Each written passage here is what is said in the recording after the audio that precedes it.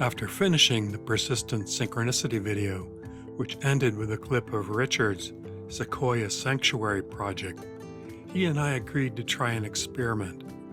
I would create a sync generator banner, and he would take it to a large outdoor gathering of free spirit counterculture types, and we'd just see what happened.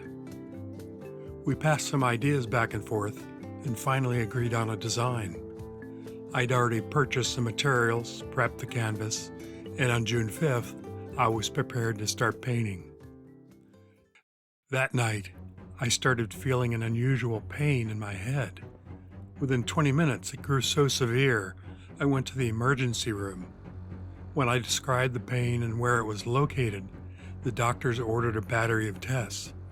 They didn't tell me at the time, but they were looking for signs of a brain aneurysm.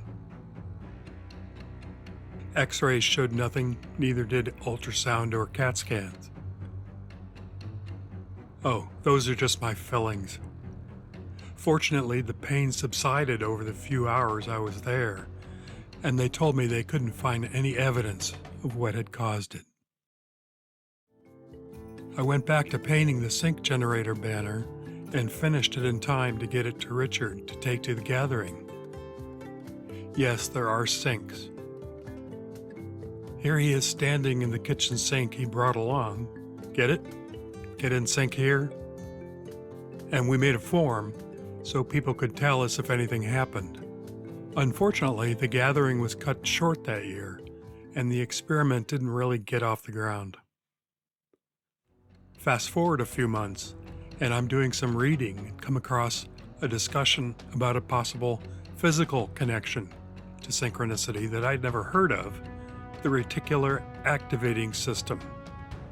This is a cluster of nerves in the brainstem that, among other things, regulates sleep and the processing of sensory input. Various people who write about synchronicity have been suggesting for a while now that this area of the brain is where human perception of synchronicity can be traced to.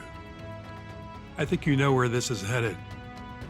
The reticular activating system is located precisely in the spot where the ER doctors thought I might be having an aneurysm, which happened on the day I started an experiment to see if I could generate a synchronicity.